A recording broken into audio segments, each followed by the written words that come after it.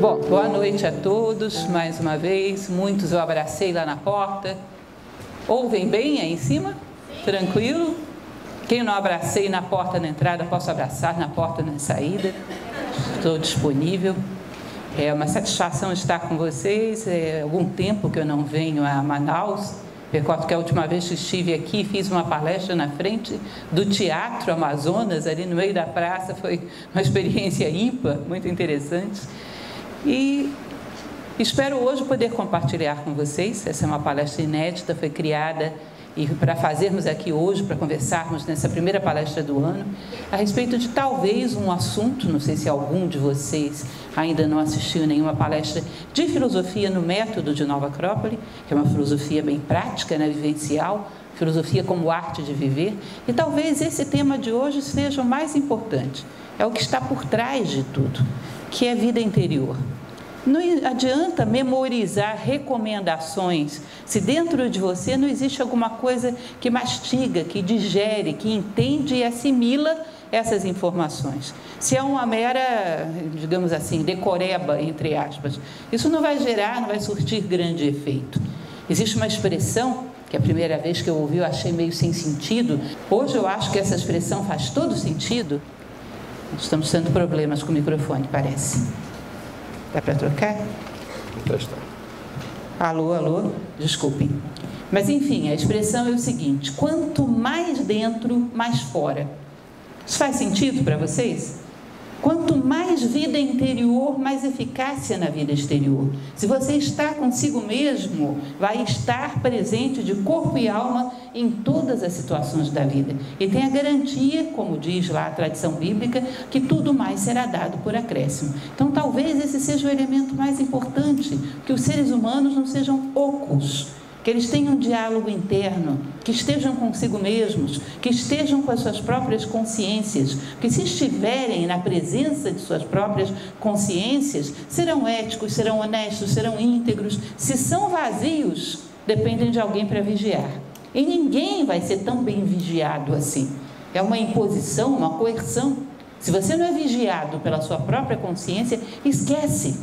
Em vão olha o vigilante, não é? Como diz também a tradição bíblica. Não há nada nem ninguém que force um homem a ser algo de fora para dentro. Não somos adestráveis. Então, vida interior eu considero que é o assunto principal, de onde emanam todos os outros. Pequenas lições para desenvolver a vida interior. Não vou falar de tratados orientais nem ocidentais. O que eu vou falar são de coisas práticas, pequenas, simples, muito aplicáveis, que dá para todo mundo usar. E vou dizer para vocês mais alguma coisa. As melhores lições, na hora que vocês pegarem o jeito, vão ser aquelas que vocês mesmos vão inventar. Porque é a mesma coisa que um aluno de oratória. Eu chego e digo, ó, fique no centro do palco. Aqui já não daria, porque no centro do palco eu tampo a tela. Então aqui tem que adaptar. Faça tais gestos, para ele não é natural. Ninguém se torna um bom orador imitando ninguém. Pode começar por isso, mas encontre o seu jeito, encontre a sua forma. Então, isso é um empurrão para que vocês, com essas pequenas fórmulas, encontrem as suas próprias. Sabe-se lá o que eleva a consciência de um ser humano. Eu sei que não é tudo. Por exemplo, brigar com alguém não eleva a consciência. Perder a paciência não eleva a consciência. Mas, às vezes, mexer no jardim, para alguns, é mais eficaz do que, sei lá, ouvir uma música clássica. Cada um tem a sua fórmula. E não existem receitas prontas para isso. Mas pegar o jeito, isso sim, a gente pode, talvez, fazer isso hoje. Passar as instruções básicas do que é e como se faz. Pode passar. Essa frase, essa primeira frase, é da tradição taoísta, gente, Lao Tse. Ele dizia uma coisa muito interessante. O que você vê quando você olha nos olhos de um sábio? É claro que nenhum de nós aqui pretende se tornar um sábio da noite para o dia, embora isso fosse muito desejável, mas não é possível. A sabedoria é o ápice da evolução humana. Aliás, isso é o beabá da filosofia. Viemos ao mundo para sair da ignorância e chegar na sabedoria, e para isso temos que amar a sabedoria. Filosóficos, amor à sabedoria. E os cursos de filosofia, as escolas de filosofia que existiram na história, é para te ajudar a conduzir esse amor à sabedoria, para que se torne uma relação real entre você e a sabedoria. Então isso aí é o básico, é o beabá da filosofia. E Lao Tse dizia que quando você olha nos olhos de um sábio, lá no fundo é como se fosse um corredor, onde existe um diálogo íntimo e profundo, o diálogo entre um homem e um Deus, o teu próprio Deus interior.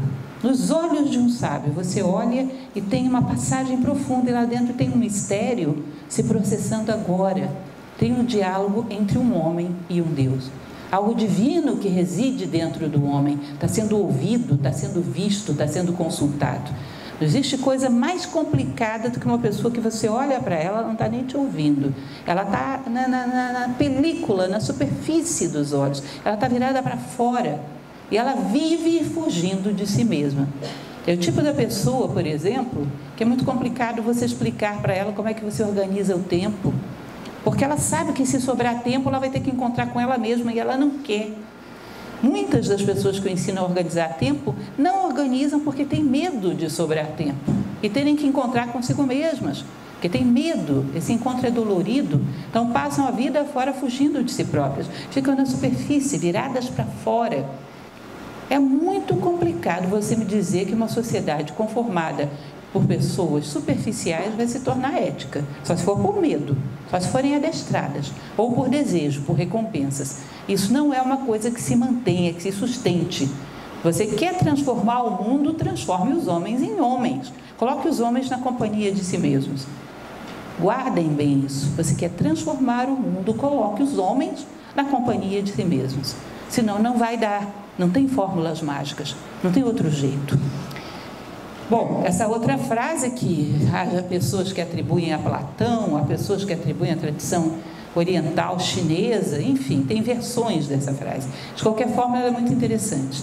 Ela diz o seguinte: o medíocre discute sobre pessoas, o comum discute sobre fatos e o sábio discute sobre ideias.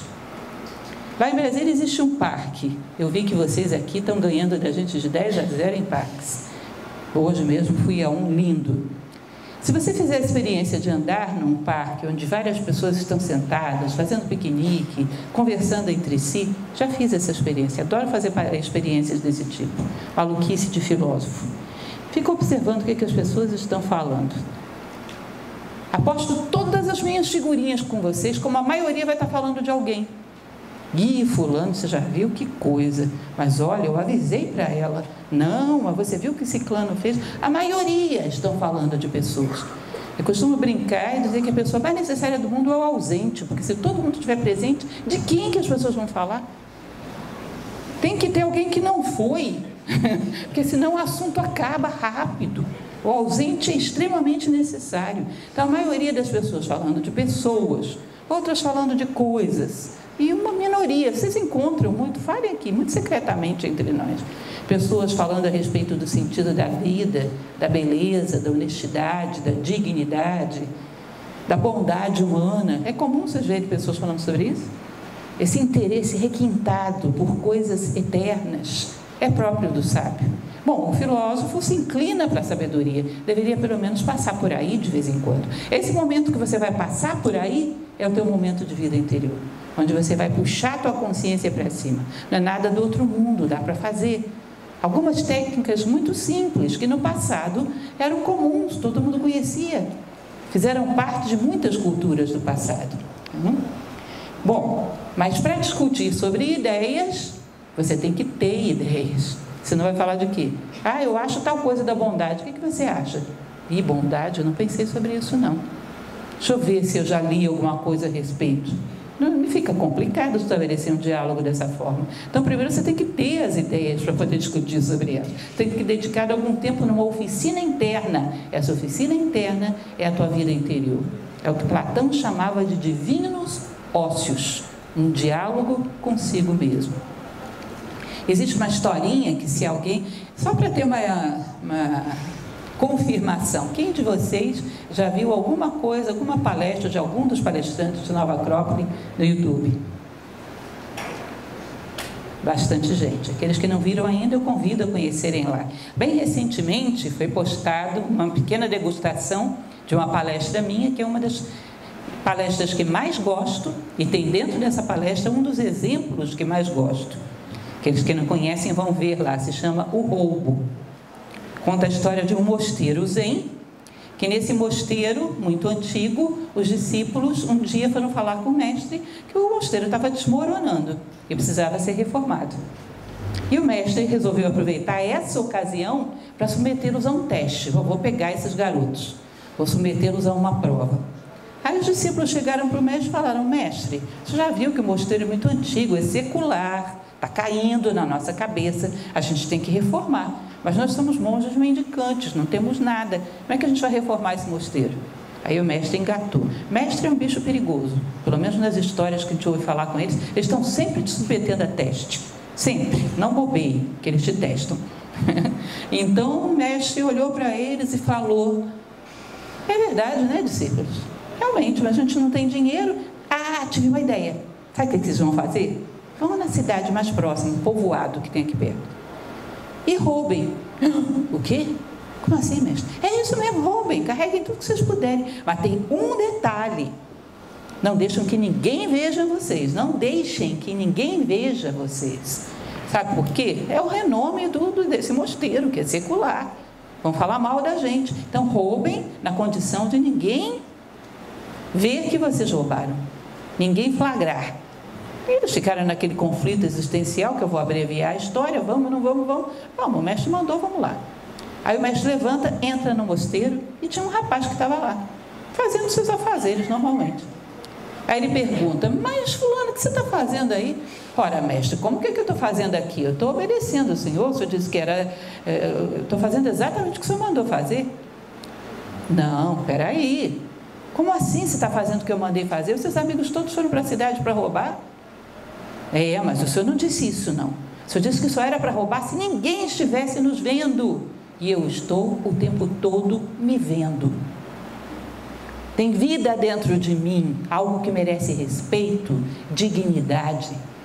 Tem algo dentro de mim que está permanentemente me vendo. Eu não sou oco. Eu não sou uma coisa feita só para inglês ver. Nessa época eles não conheciam os ingleses, deixa isso para lá. Mas não sou uma coisa feita para inglês ver. Eu estou sendo visto desde dentro. Eu me conheço, eu sei quem sou. Esse cidadão tinha vida interior. Esse passou no teste, o único. Então, essa ideia que Platão chamava, sabe de quê? Divinos ócios. Aí todo mundo acha: oba, ócio é não fazer nada. Ele diz: é a hora que a gente mais faz alguma coisa. É aquele momento do dia que você para dialogar consigo mesmo. Você marca um encontro com a sua própria alma, para checar o que você fez do seu dia.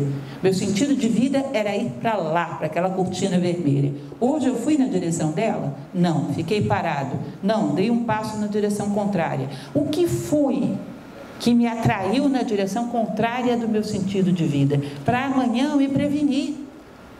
Porque pode ser que eu me afaste tanto que chegue uma hora que eu não dê mais para recuperar. Então, o que foi que me tirou fora do meu caminho? Que me tirou fora de mim? Por que eu traí a mim mesmo hoje? Ou porque não fiz nada? Ou dei um passo na direção correta? Ótimo! Como eu consegui isso? Extrair o sumo da vida, para que você não saia daqui de mãos vazias. Imaginem, suco de laranja, exemplo bobíssimo, mas vale. Suco de laranja. Faz bem para a saúde, tem vitamina C, previne gripe. Principalmente aqui em Manaus, que a gente vive dentro de ar-condicionado. Não é isso? Suco de laranja. Mas sabe o que é para fazer com suco de laranja? Espreme, pega o sumo da laranja, toma, joga as cascas fora. O que a gente faz com as experiências da vida? Guarda todas as cascas, as amarguras, o peso, o que você pagou por elas. Não toma o suco e sai carregando só as cascas. Ou não é assim? Toda hora a gente diz: eu passei por isso, passei por aquilo, mas o que você aprendeu com isso? Nada. Então você não tomou o suco. Está arrastando um saco com bagaços de laranja. Não tomou o suco. É como você brigar pelo preço de uma mercadoria, pagar e deixar a mercadoria no balcão. Passa a vida inteira se queixando pelo preço que pagou, mas não levou a mercadoria, não aprendeu nada com a vida. Vida interior é aquele lugar onde você armazena o sumo da laranja e deixa as cascas para trás. Tem até sambinha com isso, né? Joga as cascas para lá. É isso, deixa as cascas para trás. Eu gosto muito de falar a respeito de um livro que ele é um pouco desanimador, difícil, mas de vez em quando ele é bom, porque ele dá uma sacolejada na gente, que é o livro dos mortos tibetanos, que ele diz que a gente às vezes arrasta tanto peso pela vida fora, que esse peso nos impede de dar um passo, nos impede de crescer. Aí ele fala, que aí é a parte pior da história, que nesse momento nós escolhemos morrer, porque não existe sentido para a vida se não existe mais possibilidade de crescimento. Nós escolhemos, a vida executa. Que é tanto o peso que a gente arrasta que já não tem mais como dar um passo, crescer mais nada. Eu acho isso forte e bom para dar aquela sacolejada quando estamos muito inertes e esquecidos do sentido de tudo isso. Então é essa ideia, obrigada, eu ia pedir exatamente isso, essa ideia da vida interior. Jostein Gaarder é a construção do homem. Jostein Gaarder, esse autor que tem um nome estranho, vocês devem lembrar de um livro que fez muito sucesso e é um bom livro, chamado O Mundo de Sofia. Muita gente conheceu algo da filosofia através desse livro. Tem uma passagem logo no início que ele diz, para a gente imaginar que você modelou um bonequinho de barro, deu sopro de vida nele e ele saiu andando. E esse bonequinho nem olha para trás. Ele sai perguntando, o que eu vou vestir? Onde eu vou morar? Quanto eu vou ganhar por mês? Ele não sabe nem o que ele vai fazer, mas ele quer saber quanto vai ser pago. Não é isso? E isso, e aquilo, e blá, blá, blá, blá. Nenhum momento o bendito bonequinho lembra de olhar para você e perguntar, para que você me fez, hein? O que você esperava de mim? Qual é o sentido da minha presença no mundo? Ele diz, olha, a gente olharia e diria, enlouqueceu esse boneco, problema de fabricação, daqui, deixa eu fazer outro. Mas é mais ou menos o que nós fazemos. Perguntamos sobre tudo, menos sobre o importante, menos sobre o real. Esse tipo de pergunta a si própria é o gatilho da vida interior. A pergunta que cada pessoa deve fazer a si mesmo, no silêncio do seu espaço diário de divinos ócios. Em Roma eles diziam, porque essa palavra não é grega, é latina, otium e negotium. Negotium era o tempo dedicado ao corpo, otium o tempo dedicado à alma. Nós, se nós formos analisar bem o que eles consideravam como ótimo e negócio, acho que a gente não faz nenhum dos dois. A gente usa o corpo para nos dar prazer, mas tratá-lo como ele merece, nem negócio a gente não faz. Nem ótimo, nem negócio. Negócio era fazer aquilo que é próprio da alma, enquanto que negócio fazer aquilo que era próprio do corpo. Então, os divinos ócios de Platão eram momentos de vida interior. Valores, identidade e discernimento são duas coisas que a gente pode dizer que não existem nos dias atuais. Sempre falo sobre isso no nosso curso de filosofia, que é a base de todas as palestras que realizamos, que a gente hoje reclama o tempo todo, não tem honestidade, não tem bondade, não tem altruísmo. Reclamamos também pela falta de capacidade de fazer boas escolhas, por exemplo, escolher um sentido positivo para a vida, construtivo, uma boa escolha profissional, bons relacionamentos, isso é falta de discernimento. E falta de identidade, quem é você? Vocês percebem que essas três coisas nascem da vida interior? Onde é que a gente construiria essas coisas? Onde seria oficina para construir essas coisas? Eu costumo argumentar no curso de filosofia da seguinte maneira, são bem conhecidos esses exemplos. Eu digo, se eu vou para... O meu sentido de vida é a porta. Eu posso dizer que agora eu estou certa, né? Agora eu estou errada. Certo, errado, verdadeiro, falso, bom, mal, existe a partir do momento que você sabe para onde você vai. Não quero ir para lugar nenhum, estou certo ou estou errada? Sei lá. Como é que eu vou saber disso? Saber para onde você vai, sentido de vida, é o primeiro produto da vida interior. Estabelecer consigo mesmo um produto final para tudo isso. Quando a vida terminar, o que eu quero ser, o que eu quero ter feito pelas pessoas, o que quero ter feito por mim mesmo, o que quero ter feito pelo mundo, que diferençazinha, ainda que pequena, eu quero ter deixado, que rastro quero ter deixado. Obviamente, isso nasce naquela oficina, vida interior. Ou seja, como vai ter valores no mundo onde ninguém quer chegar a lugar nenhum? Quer ter, não quer ser. quer simplesmente acumular coisas. Os homens que foram grandes porque deram muito, não porque tiveram muito. Na verdade, nós não somos donos de coisíssima nenhuma. Isso parece um lugar nem comum. Mas parem para pensar. Se isso não é lógico. Imaginem um pedaço de terra que uma pessoa diz, essa terra é minha. Mas que idade tem essa terra? Se ela pudesse falar, ela diria, meu caro, eu que sou dona de você, daqui a pouco te engulo. Isso é um sopro. Quem é você para dizer que é dono de mim? Que nós temos tempo de vida para sermos donos de alguma coisa? Nem de nós mesmos, às vezes. Que isso é o mais lamentável. Então, vivemos por uma ilusão sem estabelecer um sentido de vida maior. Quando eu dou curso de planejamento do tempo, o pessoal fica meio chateado, porque a primeira coisa que eu peço é para planejarem a sua vida como um todo, terem um sentido de vida. Todo mundo morre de medo disso. Morre de medo de viver sabendo para onde está caminhando, de tal maneira que seja responsável por cada passo.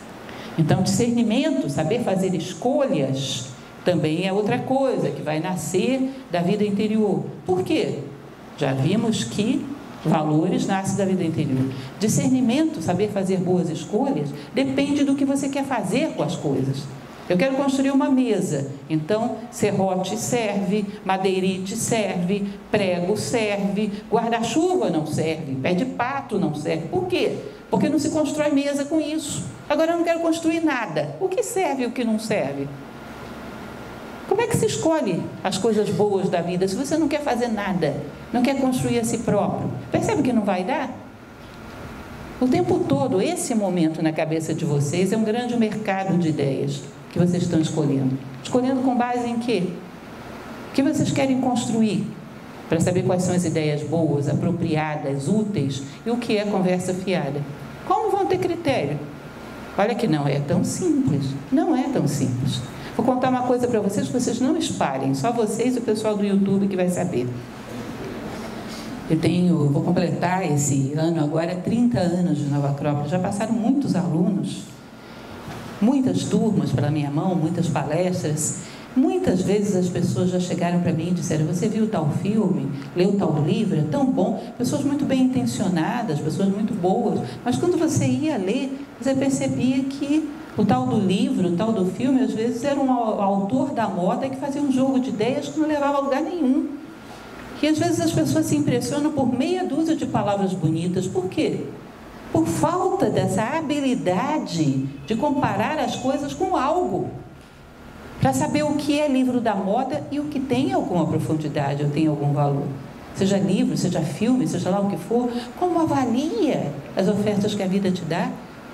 Porque, olha, tem muitos desses livros, desses filmes que me indicaram, que eram lançamentos comerciais, cheios de frases de efeito, não tinham nada.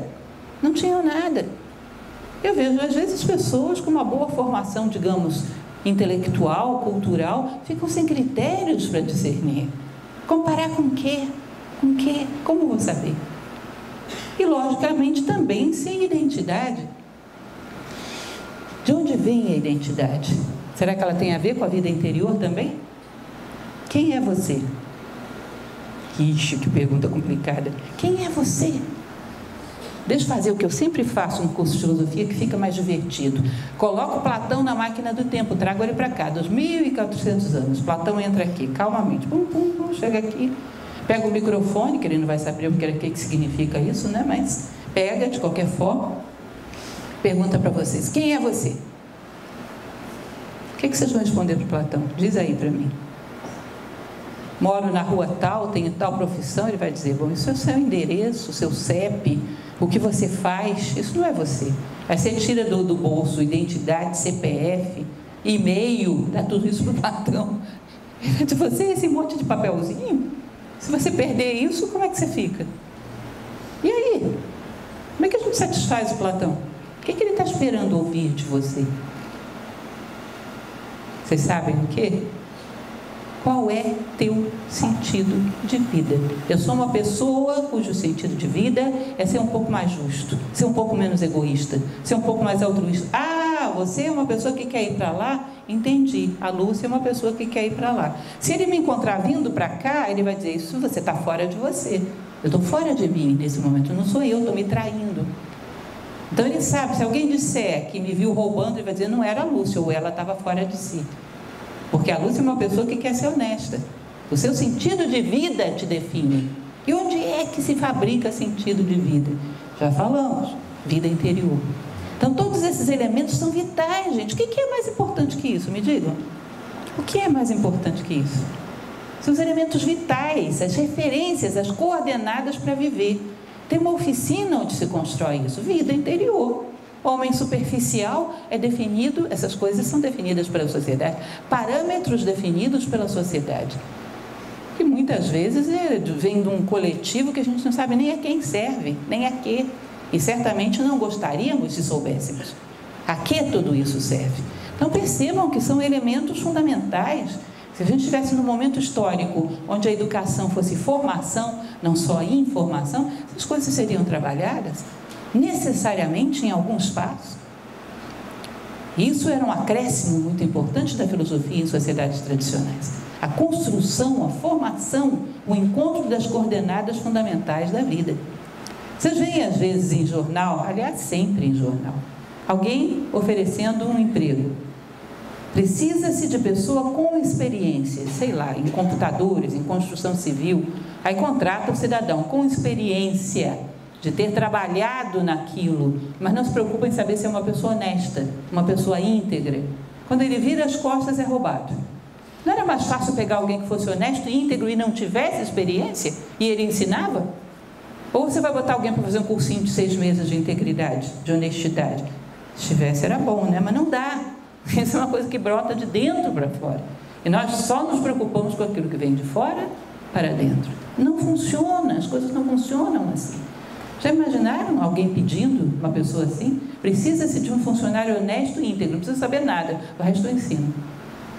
Isso seria um cidadão inteligente, te garanto. Inteligere, saberia escolher dentre as opções que a vida dá, as melhores. Bom, Conta da Natureza é algo que eu li há algum tempo, inclusive tentei recuperar essa reportagem para mostrar para vocês, não consegui, isso se perdeu no meio da internet, mas eu achei esse negócio forte. Uma estatística que uma ocasião um determinado instituto fez, contando o seguinte: uma pessoa, sei lá, que viveu 75 anos de idade, vocês já pararam para pensar quanto essa pessoa custa para a natureza, digamos que tendo um padrão de consumo mediano, quanto ela custa para a natureza? Em recursos para se manter viva esse tempo todo, de água, para se alimentar, para gerar os seus alimentos, para se higienizar, de terra, para tirar dali o seu alimento, para ali construir a sua habitação, de ar que ela respira, que ela consome, que ela muitas vezes polui, de fogo para cozinhar os seus alimentos, para iluminar os lugares onde ele vive, quanto ela consome. Quanto a natureza investiu para manter um ser humano 75 anos vivo. E o que foi que ele aportou para essa natureza, para que ela se tornasse melhor quanto aos seus propósitos? O que ele aportou? Vocês acham que muita gente dá lucro para a natureza? Aporta alguma coisa maior do que aquilo que consome? Devolve para a natureza não só o meio ambiente físico melhor, ou seja, um ar mais puro, uma terra mais fértil, uma água mais limpa, mas também uma natureza humana, porque o homem veio para aportar com coisas humanas, ou seja, quem cultivou a natureza humana, quem acrescentou a humanidade, porque ao invés de eu simplesmente preservar a terra, se eu educo 10 pessoas para preservarem, eu multipliquei a minha capacidade de beneficiar a natureza. Educar, formar, tornar os seres humanos melhores é o melhor investimento que nós podemos fazer. A natureza espera isso de nós. Isso só nós podemos fazer. Tornar os seres humanos mais humanos, ainda que seja 2 ou 3. Quando alguns de vocês me escrevem lá pelo YouTube, pelo Facebook, sei lá, que dizem assim: olha, eu me tornei um pouquinho melhor por sua causa, podem ter certeza, porque eu leio tudo que me mandam. Nesse momento, me dá uma sensação, poderia morrer agora. Tranquila, satisfeita, já fiz alguma coisa, não dá certo? Posso dormir tranquila, fiz alguma coisa. Se eu tornei um momento da vida de uma pessoa melhor, se eu fiz alguém refletir, se tornar mais humano, lucro, já somei alguma coisa. Parem para pensar, essa conta é cruel, mas todo mundo deveria se preocupar com isso. A minha conta, o que eu estou tirando da natureza, o que eu estou dando para ela. Pode passar. e essas coisas são dotadas de alto valor, essas coisas geram felicidade, geram harmonia, e não tem dinheiro que pague essas coisas. Um ser humano que faz diferença, um ser humano que é fator de soma, um momento que alguém me escreve e diz: você foi útil para mim, você me ajudou. Vocês acham que tem algum valor que seja capaz de comprar uma coisa dessas? Uma pessoa extremamente rica seria capaz de obrigar alguém a lhe dizer isso? O dinheiro dessa pessoa poderia trazer um alívio passageiro, mas não mudar significativamente a vida de ninguém. Então isso tem um valor extremo, tanto que tem muita gente disposta a pagar pela felicidade, pela harmonia, e não tem preço. Não há quem possa pagar por isso. Tem um valor real. Conceito de disciplina. Vocês já devem ter ouvido falar que de uma aula a gente leva mais ou menos 5%. Portanto, eu gosto de, baseado nesse dado estatístico, escolher qual é os 5% que eu quero que os alunos levem. Então, já escolhi, eu quero que vocês levem esse conceito de disciplina, tá bom? Nem esqueçam, não esqueçam. Isso é muito importante. Esse conceito de disciplina é da nossa diretora internacional, a professora Délia Steinberg-Guzman, diretora internacional de Nova Acrópole. Ela diz o seguinte: disciplina é fazer o necessário para manter a tua consciência elevada. Uma pessoa que está com consciência elevada, tudo mais será dado por acréscimo. Se ela tiver que fazer alguma coisa, ela será honesta, ela será justa, ela será amorosa, porque lá de cima só saem coisas humanas, só saem coisas boas. O problema é levar a consciência lá para cima, fazer o necessário para manter a tua consciência elevada. Prometem que vocês não vão esquecer disso? Isso é disciplina.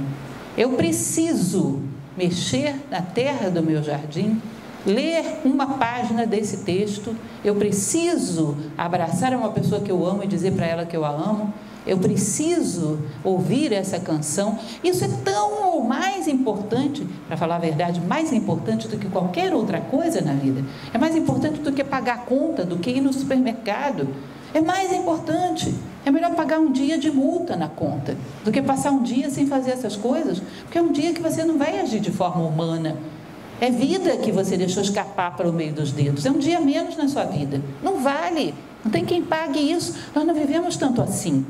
Multiplica os dias por 75, 80 anos, sei lá. Você vai ver que um dia não é tão inexpressivo. Se a gente vivesse 1000, vá lá. Mas para quem vive tão pouco, um dia é importante. Não vale a pena. É melhor atrasar a conta. É melhor ficar um dia sem café dentro de casa. Então, disciplina é fazer o necessário para manter a tua consciência elevada. Isso é importantíssimo lembrar, né? Tecnologia de vida perdida. Algumas coisas que houve no passado. A beleza das escolas sufistas. O sufismo, que era uma filosofia islâmica, a essência da filosofia islâmica, eles preocupavam em fazer as suas escolas de uma forma tal que onde a pessoa batesse o olho fosse um convite para elevar a consciência. Então, colocar uma flor num vaso, botar um belo quadro na parede, limpar bem a casa, colocar o tapetinho bem varrido, de tal maneira que quem bata o olho ali se sinta mais puro, se sinta mais limpo, se sinta mais harmonioso. Que todas as coisas sejam um convite para elevar a consciência. As coisas têm que ser belas para que a nossa consciência tenha sempre um ambiente ideal para se elevar. Que assim a gente tem uma preocupação de sair embelezando a vida, para que outra pessoa que passe por ali eleve a sua consciência, deixando um ambiente ideal para que as ideias sejam nobres. Olha para a nossa sociedade, para um cartaz, às vezes para um outdoor, às vezes é um convite para a sensualidade, para o egoísmo, para a ambição. Quão pouco nós somos convidados a elevar a nossa consciência, gerar coisas desse tipo, para si próprio e para os demais. Eu coloquei o Feng Shui, ou Feng Shui, como preferirem. Vocês conhecem isso? Que isso é uma arte que foi herdada do Oriente, de organizar a sua casa de tal maneira que as paredes e as cores são fato. Qualquer coisinha que você coloca na sua casa pode ser um convite para elevar ou baixar a consciência, ou na cidade, ou no mundo. Quem passa por ali se sente um pouco melhor ou um pouco pior. Embelezar o mundo, inclusive nos diálogos, nas palavras que você fala. Quando uma pessoa encontra com você na rua, sai dali com a consciência mais elevada ou mais baixa? Se sai mais baixa, significa que você está subtraindo na vida das pessoas. Isso no final da sua vida vai significar que talvez fosse melhor você não ter existido, as pessoas estariam melhor, Já pensou isso? As pessoas estariam melhores? Se não tivessem encontrado com você, eu acho que é a pior constatação que alguém pode fazer. A história dos protocolos romanos também, olha, os pater familia, a preocupação era de onde a moradia era virada, se era no nascente, se era para o poente, as coisas que se falava pela manhã, as refeições em conjunto, havia protocolos da vida comum, que hoje nós não estamos mais aí. Consideramos que sentamos a uma mesa para fazer uma refeição juntos por mero hábito, que isso não tem nenhum sentido. A high-tech sociedade do século XXI não sabe, por exemplo, que quando você entra numa casa que já foi habitada por outras pessoas, você tem que ter o cuidado de purificá-la da melhor maneira possível, embelezá-la, porque ali tem mais do que sujeira física, está impregnada do estado de espírito das pessoas que viveram ali. Nós não sabemos mais de nada. Não sabemos que quando existe, por exemplo, algum acidente, alguma perda numa família, os paterfamílias se preocupavam nisso, todo mundo do grupo familiar fica com pensamentos negativos e isso pode trazer mais coisas negativas. Eles se preocupavam em elevar a consciência do grupo familiar. Eles sabiam, tinham tecnologia de vida. Cadê essas coisas? Sabe que o sentido de limpar um chão não é simplesmente por um hábito de higiene? Isso também limpa por dentro, isso também gera um estado de espírito. As cores com que se pinta uma parede, um quadro que se coloca na parede, o estado de espírito que ele gera vai determinar o dia das pessoas que moram ali. Eles conheciam essas coisas. Cadê esse conhecimento? Tudo é arbitrário hoje, tudo é uma questão de gosto, não é só isso. Se você comer uma comida envenenada, goste você ou não, você vai ficar intoxicado, pode até morrer. E do ponto de vista mental, emocional, também é assim. Muitas coisas te intoxicam e às vezes nos matam, nos envenenam por dentro. Vocês não têm gravado na memória algum filme horrível que assistiram algum dia, porque não tinham outra coisa para fazer? E ficaram com essas imagens na memória, intoxicando a sua memória por anos? Não é só o plano físico que é assim. E nós já não sabemos mais selecionar. Pode passar. A meta para que você tenha vida interior deve ser sempre aquilo que me torna mais humano, não é qualquer direção. Não são muitas escolhas, a escolha é uma só, é ser um ser humano melhor. A bondade, justiça, sabedoria, beleza, integridade, valores humanos é a meta. As plantas visam fazer fotossíntese, os animais visam sobreviver, perpetuar a espécie, o ser humano visa valores, virtudes e sabedoria. Não são muitas metas, é uma só, é o ápice da pirâmide, para o qual todas as faces se dirigem, porque senão fica uma coisa arbitrária. O sentido de vida humano é ser humano. O que você vai ter ou deixar de ter pode até ser útil, mas não é o fundamental. O fundamental é ser cada vez mais humano. A partir disso você vai fazer escolhas. Aí vem os meios, as inúmeras técnicas que já existiram e outras que vocês podem criar, como eu falei de início. Pode passar. E aí vamos propriamente às técnicas, que vocês já estão sem paciência com isso, né? Eu falo, não falo as tais das técnicas. Dois momentos muito importantes, gente. O momento que você desperta e o momento que você vai dormir. Praticamente o momento que você desperta dá a tônica do seu dia inteiro, sabia disso? As primeiras coisas que você pensa, os primeiros sons que ouve, a primeira coisa que olha. Se você coloca um quadro, por exemplo, uma fotografia de um ato de violência diante da cama do quarto de alguém, você pode desenvolver um tipo de distúrbio psicológico nessa pessoa, se isso é mantido ali ao longo dos anos. Essa magia dos inícios e dos finais, que a gente já não conhece muito bem.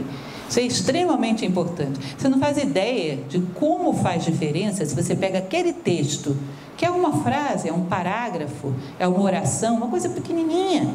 Não ponha muito grande que não funciona. Mas aquilo que mais te comove, mais te toca, mais eleva a tua consciência, coloca na tua mesinha de cabeceira e lê todas as manhãs. Você não faz ideia da diferença disso. Ou aqueles sonzinhos muito fajutinhos, mais fraquinho que tiver no mercado, com a música que mais eleva a tua consciência, dá um play pela manhã e ouvir aquilo. Gasta 5 minutos com isso.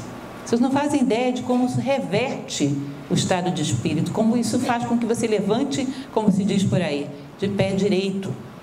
Isso pela manhã e pela noite também. A qualidade do teu sono, existem duas coisas que são a consciência de vigília e a consciência onírica. O nível com que você entra no sono é o nível do último pensamento. Às vezes tem uma noite tão conturbada que acorda mais cansado do que foi dormir. Vocês nunca passaram por isso? Pensar em problemas antes de dormir. E todo mundo pensa, porque não tem controle mental. Aí entra no sono nessa sintonia. Passa a noite inteira brigando com os problemas. Garotada que estudou para vestibular, não acordava de madrugada pensando na solução do problema de química? Eu tinha isso. Ia dormir com aquele monte de caderno pensando que diabo de solução tem esse problema. Lá pelas 3 horas da manhã aparecia a solução, eu acordava com ela. E com insônia também. Ou seja, há coisas que se faz e há coisas que não se faz. Mantenha um ambiente que você vai dormir o mais limpo possível, as cores mais suaves possíveis, imagens positivas, um bom texto do teu lado, uma boa música, canalizar um bom pensamento, pensar em tal coisa. Helena Petrovna Blavatsky, que é uma escritora maravilhosa, ela propõe em uma das suas obras uma coisa que eu já fiz, aliás, estou precisando voltar a fazer, porque é muito bom. Pensem numa coisa complicada. Parece extremamente simples, mas é complicada. Sabe o que é? Na hora que você abrir os olhos na cama de manhã, antes de se mexer para tirar o corpo da cama, 1 minuto, 30 segundos, pense em Deus. Gente, vocês não sabem o que é isso. Sabe por quê? Porque na prática, Deus é um conceito, na maior parte dos casos, decorado. A gente não sabe o que é pensar em Deus. É o nome Deus? Não, você tem que visualizar. Visualizar o quê? Um ser barbudo com uma toga voando em cima de uma nuvem? Não, isso é muito simplório. O que então? Aí você começa a ficar enrolado, porque você não sabe o que é exatamente pensar em Deus. É uma frase decorada? É o que Deus? Sabe o que vai acontecer? Primeiro, você vai ficar com dificuldade para levantar da cama. Segundo, você vai ter que, durante o dia, se virar para visualizar coisas que te inspirem a ideia de Deus, para ter o que pensar pela manhã. Porque senão você não consegue sair da cama. Aí você passa o dia caçando Deus, não tem coisa mais maravilhosa. Não tem coisa mais maravilhosa. Aí você vai ver num ato de extrema bondade, de integridade, num momento de extrema beleza, você vai começar a colecionar essas coisas. Opa, eu vou levantar amanhã de manhã pensando nisso. Você vai começar a virar caçador de Deus, porque senão não levanta. Gente, isso é muito bom. Muito bom. Teve uma pessoa em Brasília, um empresário, que ele conta uma história que é real, eu achei muito bonita, que isso deve ter resolvido o problema das manhãs dele. Ele estava muito apressado no trânsito, época de Natal. Não sei se vocês conhecem essa história, é bem famosa. Ele estacionou, veio um menino numa caixinha de sapato pedir doação. Época de Natal, isso acontece muito, né? E dentro dessa caixinha de sapato tinha uma manga que ele tinha catado pelo chão. E aí ele, apressado, empresário, estressado, virou para o menino e falou: eu não tenho nada para te dar, não. Aliás, eu não tenho dinheiro nem para comer. Aí diz que o menino, uma criança de uns 10 anos de idade, virou para ele, arregalou os olhos e falou: não, moço, sem comer o senhor não vai ficar, não. Toma aqui essa manga, eu também estou com fome, mas eu acho outra. Não vou deixar o senhor ficar sem ter o que comer. E ele olhou para o menino, ele estava sendo honesto, ele não estava fazendo gênero. Pegou a manga dentro da caixa de sapato dele e deu para o homem. Disse: toma isso aqui, eu também estou com fome, mas eu acho outra, não vou deixar o senhor passar fome. Ele teve que pegar a manga, pela sinceridade do menino, andou uns metros, parou o carro para chorar e mudou a vida dele. O que foi isso que esse menino fez? Deu uma oportunidade sensacional dessa pessoa ver Deus, ou não viu? Ou não viu? Mudou a vida dele. Ele disse: esse menino foi um juiz severo. O que ele fez comigo chegou a ser violento, virou a minha vida de cabeça para baixo. Esse cidadão com certeza tem como ver Deus todas as manhãs. Cá tem coisas desse tipo. Cá tem o reflexo de Deus nos seres humanos, na vida. Pensar nisso de manhã devolve a fé na humanidade, devolve a fé em si mesmo.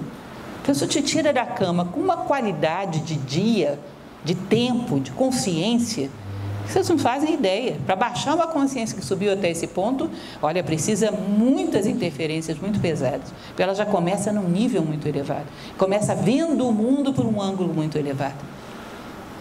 Então isso pela manhã e pela noite também, porque isso vai determinar a qualidade do teu sono. Uma noite bem dormida é uma noite que você soube determinar onde vibrou a tua consciência de vigília, soube entrar no sono bem, inícios e finais. Aurora e crepúsculo, isso também Então, em primeiro lugar, isso que eu falei, vejam música, vejam leitura, vejam forma mental que vão pensar, isso é muito importante. Aurora e crepúsculo, gente, tem uma característica muito interessante, contraste. E contraste é fonte de consciência, é contraste entre luz e treva. Existe uma teoria oriental que é a teoria do impacto, que diz que a consciência nasce no contraste. Se você tem uma superfície que é vermelha e azul, você só percebe o vermelho porque ele termina aqui e começa o azul. Não é isso? Se o universo inteiro fosse vermelho, você não percebia. Se você tem uma nota musical, você só percebe essa nota porque uma hora ela para. Se ela soasse o tempo todo, você não perceberia. É o contraste entre o som e o silêncio. Contraste entre o que se tem e o que se perde. Contraste entre uma cor e outra. É o contraste que gera consciência.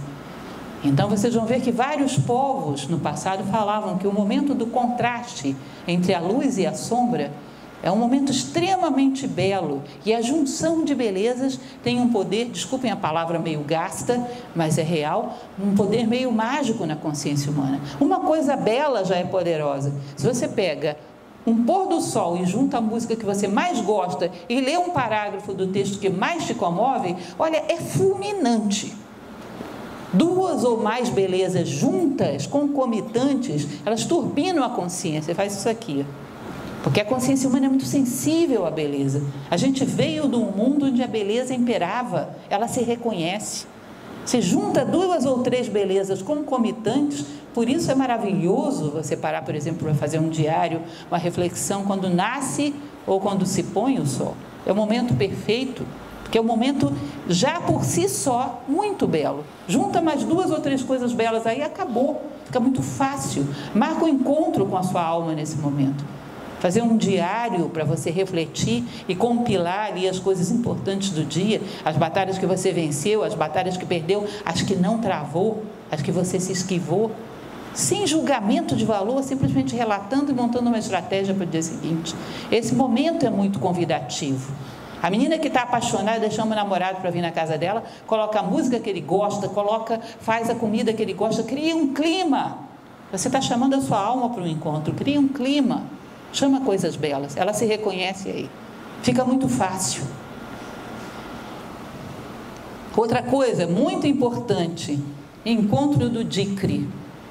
Mais uma vez a escola Sufi, aquela que falávamos ainda há pouco, que era a essência do islamismo, eles diziam, a beleza e a feiura, a beleza e a grosseria não convivem no mesmo espaço.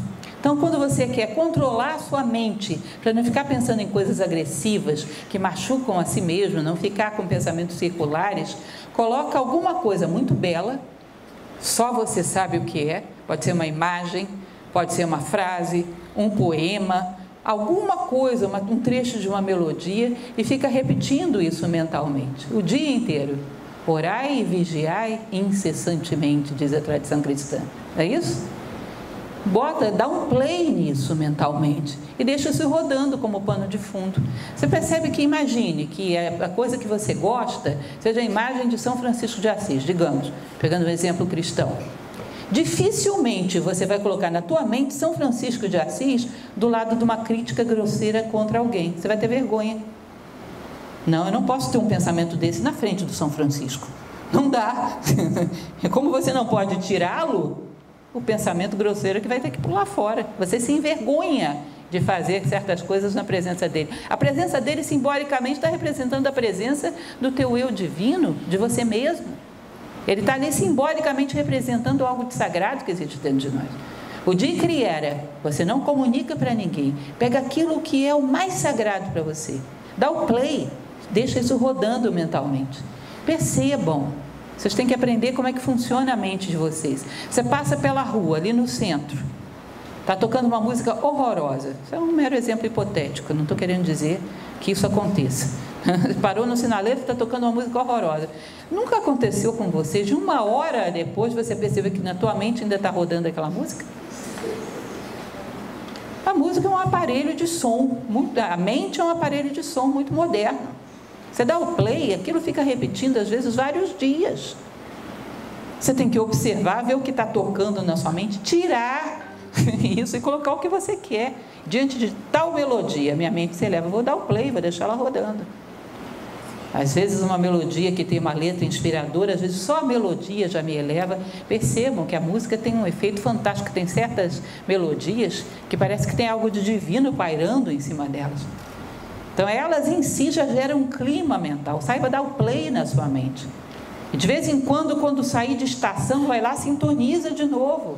Ela funciona de uma forma um pouco mecânica, esse pano de fundo da nossa mente. Você coloca alguma coisa rodando lá e não tira mais. Hoje eu vou colocar outra coisa para não ficar entediado. Mas escolhe. E se você, por distração, deixou entrar outra coisa, tira, coloca outra coisa para rodar. Sabe, colocar um pano de fundo nobre na tua mente.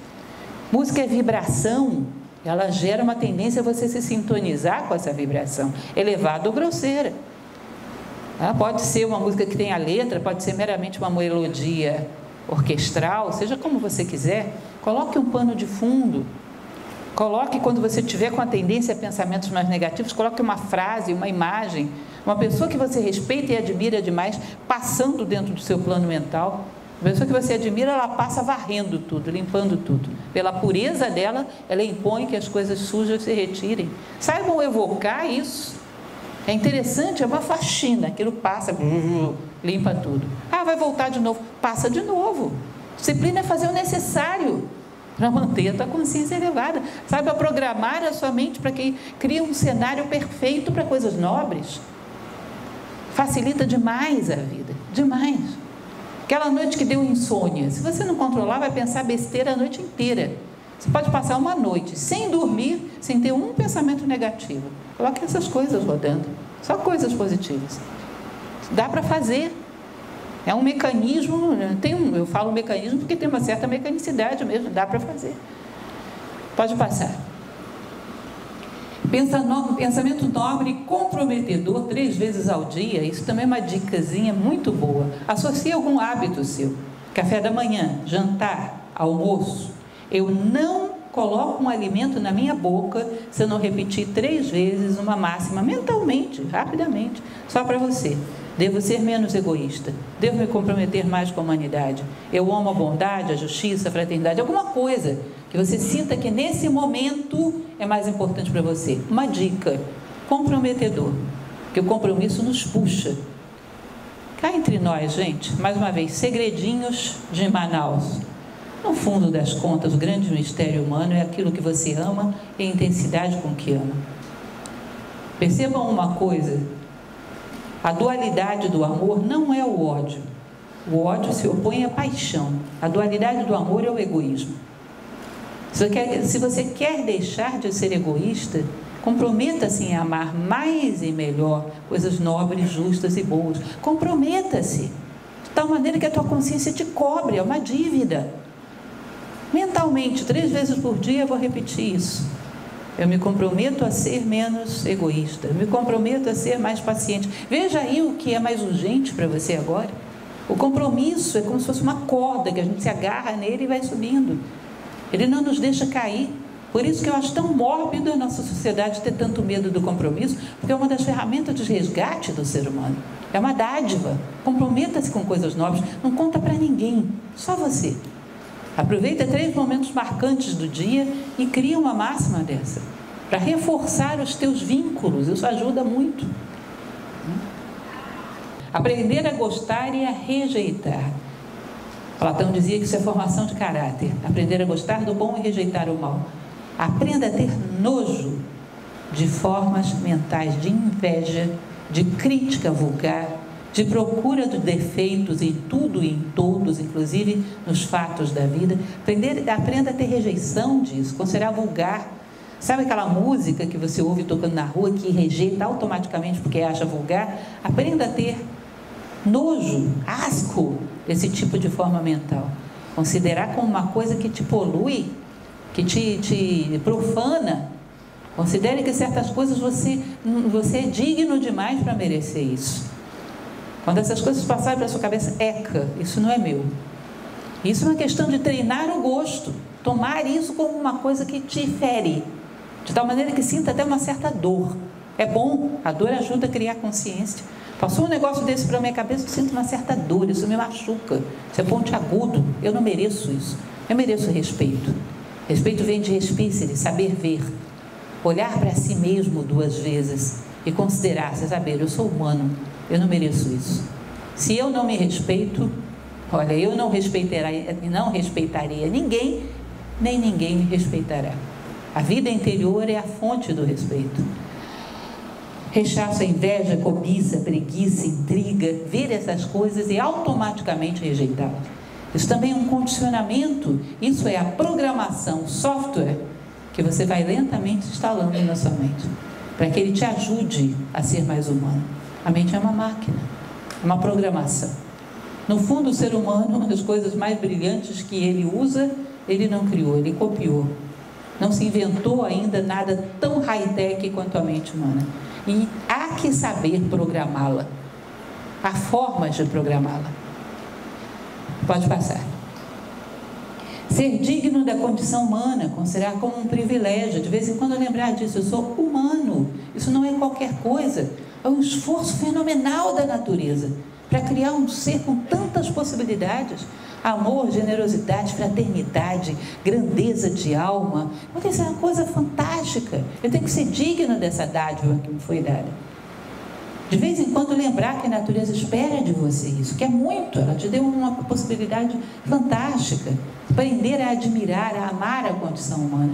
Isso é um passo fundamental para amar e se comprometer com a humanidade. Essa caixinha aí, caixinha de primeiros socorros espiritual, ou caixinha de tesouros, eu costumo chamar de caixinha de primeiros socorros espiritual. Sabe aquele momento onde você foi fraterno sem querer que ninguém te reconhecesse, sem querer fazer nome, sem querer ganhar nada em troca? Coloca dentro dessa caixinha, não esquece. De vez em quando você tem que ir lá e olhar para relembrar quem você é, por definição.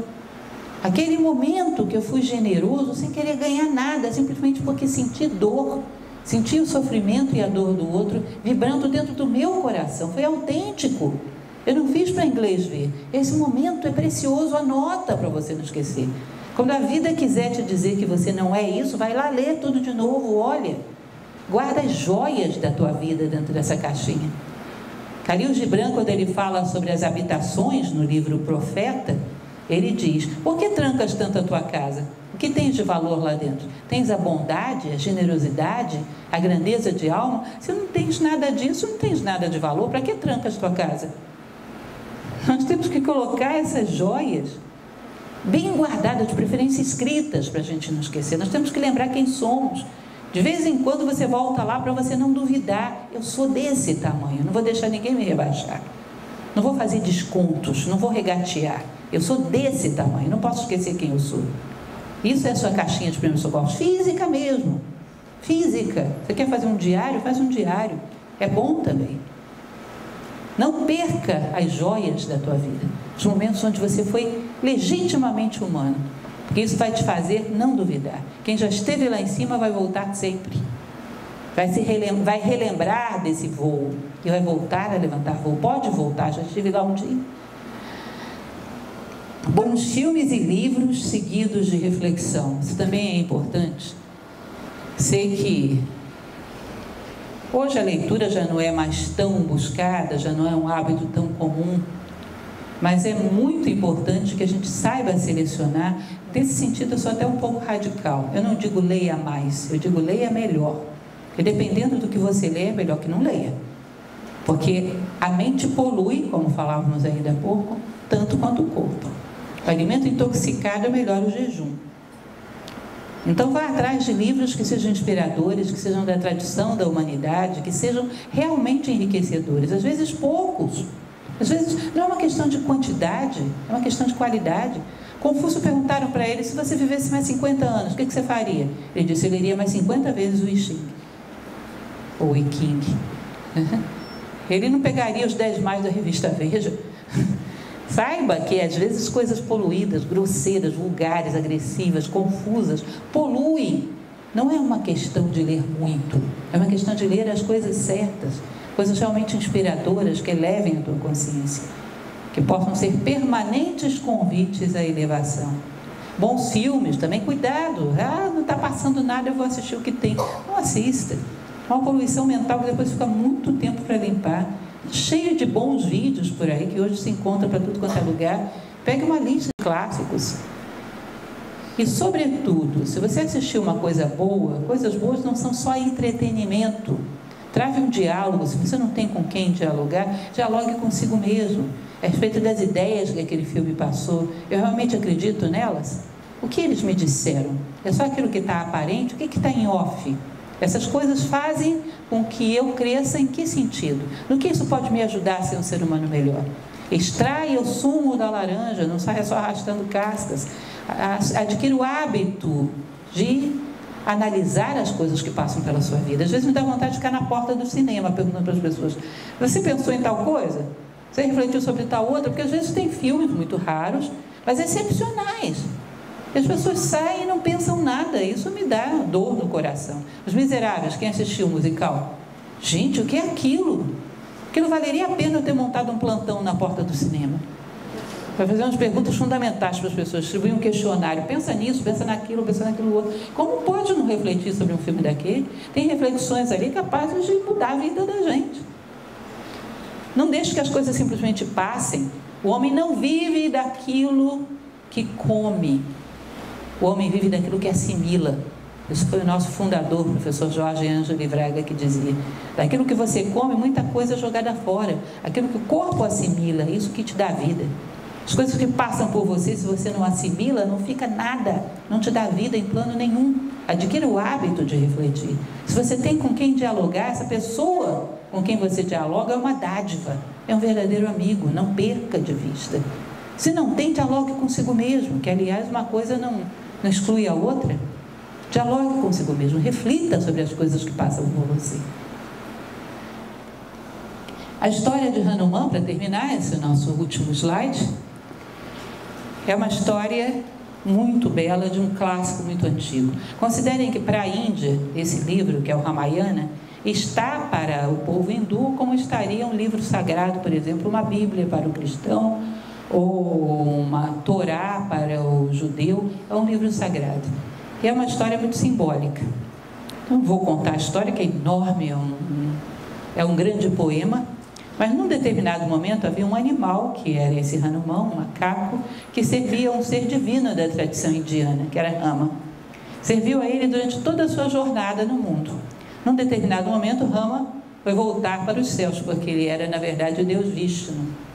E quando ele vai voltar para os céus, ele resolve premiar esse animal, que era estava mais para ser humano do que para um animal, era muito inteligente e tinha sido útil para ele durante toda a sua jornada. E aí ele pega e dá um bracelete de ouro para Hanuman e diz: olha aqui, isso aqui é uma lembrança de tudo que você fez por mim. Aí Hanuman, nessa hora, deu uma de macaco mesmo. Pegou o bracelete, cheirou, olhou de tudo quanto é jeito, quebrou. Falou: isso aqui não serve para nada, Rama. Como assim não serve para nada? É um bracelete de ouro maciço. Não serve para nada, em lugar nenhum tem o teu nome escrito.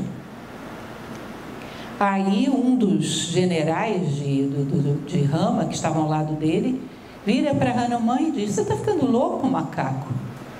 Isso era um bracelete de ouro maciço, você jogou fora porque não tem o nome de Rama? Joga fora teu corpo então, porque não tem em lugar nenhum o nome de Rama.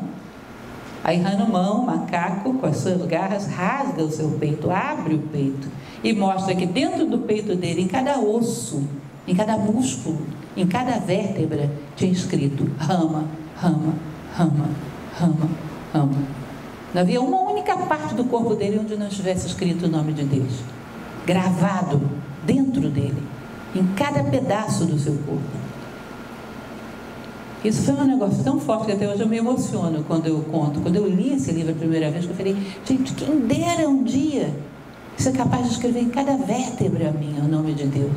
Mas como você faz para escrever isso? Nossas vértebras desse corpo, que isso não somos realmente nós, nada que é realmente teu pode ser tirado de você, isso aqui vai ser tirado de nós em algum momento. Mas dentro de nós, a nossa essência, aquilo que realmente somos, gravar dentro dela algo de nobre, justo, digno e divino, profundamente, de tal maneira que isso fique marcado, a nossa essência, nosso nome interno. E isso significa viver, abrir profundamente as camadas dessa nossa superficialidade e lá dentro gravar algo de sagrado, fazer diferença, ser fator de soma,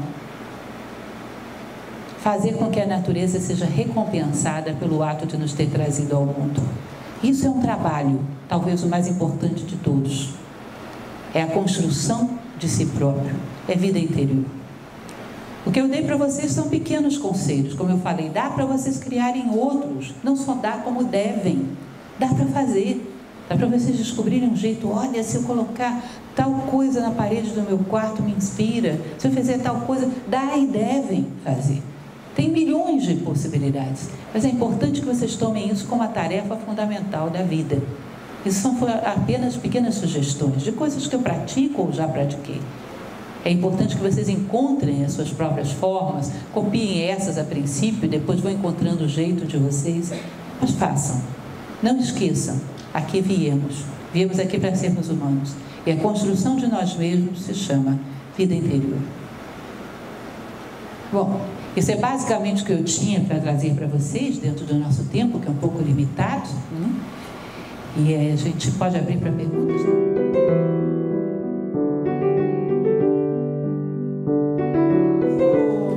Essa questão de o que você fala, o que você fala está afetando as pessoas, né? Durante a tua fala. E aí eu fiquei pensando, nós estamos vivendo num momento de uma sociedade em que falar a verdade é tido como uma ofensa para as pessoas. E aí muitas vezes você fala uma coisa que você acha necessário, mas as pessoas se ofendem. Então, o que fazer diante desse ressentimento, desse melindre das pessoas? É melhor se calar ou fazer o que você acha que tem que fazer? Nem tanto ao mar, nem tanto à terra, né? Nem se calar, nem falar o que queremos falar. Eu estava falando de refletir sobre filmes. Vocês assistiram o Discurso do Rei? Quem viu? Tem uma passagem que aquele professor que estava ensinando a ele, um fonoaudiólogo praticamente, né? Ensinava a ele, falou algumas coisas para aquele jovem que ia ser rei, e ele saiu ofendendo, xingando ele. Não sei se vocês lembram que quando eles se reconciliaram, ele pediu desculpas ao jovem e disse: eu não soube dizer de uma maneira que você pudesse ouvir. Rama, ele dizia nesse livro Ramayana, a arte de um dirigente é não dizer uma palavra a mais nem a menos do que cada um pode ouvir em cada momento. Você, lógico, todos nós gostaríamos de ver uma pessoa no topo de uma escada, mas você não puxa ela lá para cima de uma vez, você puxa para o próximo degrau. Se nós dizemos e a pessoa se ofendeu, significa que nós passamos um pouquinho do primeiro degrau, puxamos para o terceiro, ela ralou os joelhos. Justiça é fazer o que nos corresponde na medida certa, na hora certa, dar a cada um que lhe corresponde segundo os seus atos, segundo o seu momento. A justiça é melindrosa, ela sabe encontrar a intensidade, a quantidade, a hora, e é paciente, infinitamente paciente. Então eu posso dizer meia palavra, eu falo meia palavra. Amanhã, mais meia. Se a gente quer ajudar as pessoas, tem que se armar de uma paciência infinita. Não podemos ter pressa e temos que saber o que cada um pode ouvir em cada momento. Lógico que as verdades têm que ser ditas, mas de uma maneira que possam ser construtivas. Você já deve ter ouvido falar daquela história do rei que teve um sonho. Ele chama um conselheiro e conta o sonho. O conselheiro diz: nossa, que desgraça, majestade. Como assim? O que foi? Esse sonho está dizendo que o senhor vai ver todos os seus parentes morrerem. O rei fica furioso. Guardas, prendam esse homem, que desaforo falar uma coisa dessa para mim, que coisa horrorosa. Deem 10 chibatadas nesse homem. Aí ele chama outro conselheiro e conta o mesmo sonho. Aí o conselheiro vira para ele e diz: majestade, que bom augúrio, que sonho maravilhoso. É mesmo? O que o sonho está dizendo? Esse sonho está dizendo que o senhor vai viver mais do que todos os seus parentes. Que beleza, é mesmo. Guardas, deem 10 moedas de ouro para esse homem. Que notícia maravilhosa. Aí o outro que tinha levado 10 batatas estava do lado de fora e ouviu. E ficou esperando o segundo, né? Pera lá, rapaz, você é um enrolão. Eu levei 10 batatas, você levou 10 moedas de ouro. Você falou a mesma coisa que eu? Não, peraí, você não entendeu. A verdade é uma pedra preciosa. E como pedra preciosa, é muito digno você querer dá-la a alguém. Mas uma coisa é você colocar essa pedra preciosa dentro de uma caixinha, embrulhar em papel de presente, fazer um lacinho e um cartão e dar. Outra coisa é você jogar no rosto de alguém, ainda que seja preciosa, é uma pedrada.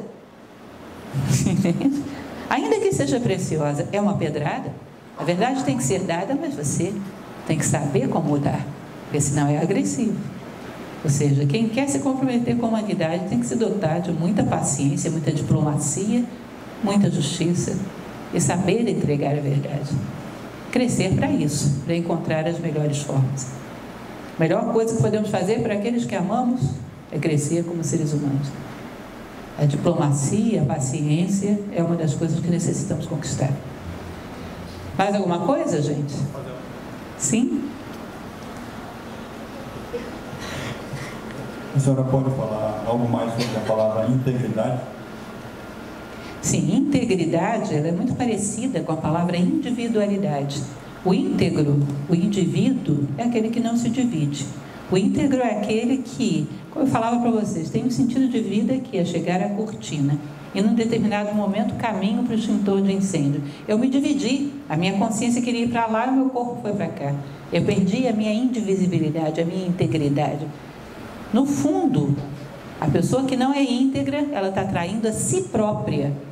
Qualquer outra pessoa sofre como consequência, como efeito secundário. É aquela que deixou que houvesse uma incoerência, uma fresta entre a sua identidade e os seus atos. A falta de integridade, no fundo, é uma incoerência. E a incoerência fere, sobretudo, a nós mesmos. Qualquer pessoa com quem você seja pouco íntegro ou incoerente, pode contar com outros, não precisa necessariamente de você. Mas nós não podemos deixar de contar conosco mesmos. Eu não posso desistir de mim. E cada vez que não sou íntegro, vou perdendo a autoconfiança. Sabe aquela programação mental? Quando você diz, vou fazer tal coisa, tua consciência diz, lá vem você com essa conversa fiada. Você já falou 1000 vezes, não faz nada. Para com isso. É difícil reverter isso. Voltar a acreditar em si próprio não é fácil. Então, esse é o maior prejuízo da perda da integridade, daquele que se divide, daquele que se fragmenta. Perder a confiança em si mesmo. O ser humano, a psique humana é algo muito delicado, gente. A gente tem que saber lidar com ela, como quem educa uma criança. Tem certas perdas que às vezes a gente não consegue reverter mais, como a de não confiar mais em si próprio. Ok? Mais alguma coisa? Última pergunta, tá, gente? Não é por mim eu ficaria com vocês aqui a noite inteira, mas nós temos um prazo para entregar esse espaço. Tá certo? Pode falar. Eu estava acompanhando a sua linha de raciocínio em relação à criação de valores. A senhora disse que a criação de valor é interna, é uma coisa interna. A pessoa cria aquele valor. Mas aí tem a influência da sociedade, das religiões, dos pais. E como é que a gente pode lidar com essas influências? E se de fato a gente pode criar, uma criança nasce, qual é o valor de uma criança, por exemplo? É curioso isso, porque nós trabalhamos com crianças, talvez você já tenha ouvido falar sobre isso. Minhas próprias filhas fizeram filosofia desde 4 anos de idade. Nós fazemos filosofia para crianças. É muito curioso porque se você pega 2 crianças, uma você diz, pega aquele menininho pequenininho ali e bate nele. E ela diz, não tia, não posso, ele é menor do que eu, isso não é justo. E às vezes a outra, que é irmão dele, que foi criado no mesmo ambiente, que tem o mesmo meio ambiente, as mesmas influências, vai e bate. Ou seja, parece que existe uma certa maturidade, uma certa velhice de alma que é conquistada individualmente, que faz com que a gente consiga se impor sobre o meio. Uns sim, outros não.